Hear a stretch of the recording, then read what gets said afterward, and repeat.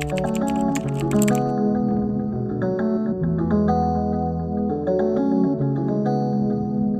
Mallory, how difficult is it, if it is, to balance artist life and personal life?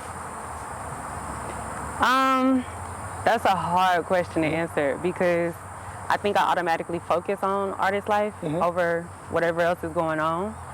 I am really intentional about like making sure I have time for personal life, but I will say that like my artistry takes over. Like if there's something to do artistry wise, it takes over. However,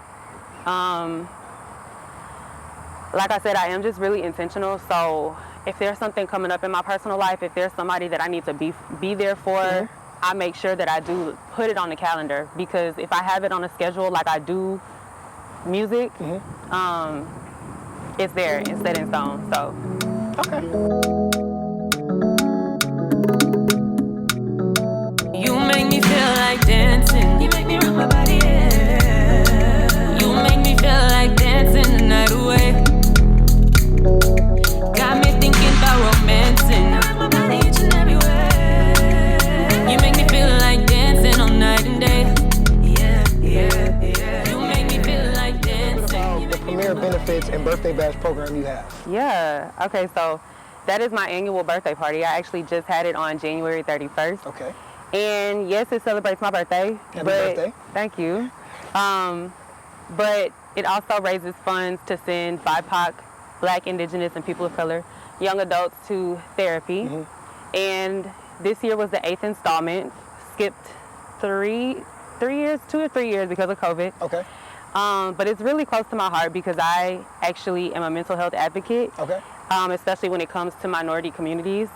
We don't talk about it enough. We grew up thinking that, you know, if you got professional help or you took medication or even just talked about your feelings, like something was wrong with you or you were soft, which there are people who are clinically ill, right? But mental health is not about being clinically ill. It's not about something being wrong or bad in your life.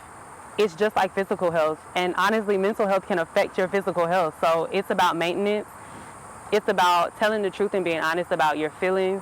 It's about learning how to manage your feelings. It's about learning tools to deal with daily life and how to navigate situations based on all of those things. So being someone who has experienced depression and who has anxiety, and I have to deal with it every day. For sure. It's just really close to my heart. I see he's tall, dark, and handsome. If you take him, I for sure pay the ransom. He make me so crazy. Ooh, I just can't control it. I gotta make him my baby. Yeah. Yeah. Yeah. Where everything becomes too much, and during those times, who can you talk to keep you on track? Absolutely. Like I said, I deal with anxiety. I have my whole life, even when I didn't know that's what it was. So when things get really stressful, I panic at times. Do you have a go-to person? Yeah. I panic at times. I talk myself through things, and when I do need to talk to someone else, I have 2 very close friends. They're like my sisters. We grew up together, that I can lean on. And I also talk to my brother a lot. Okay.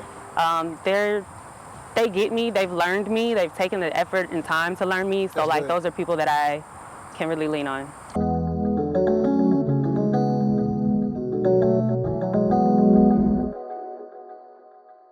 So that ends our session for this week. Can I see you next week? Of course. All right.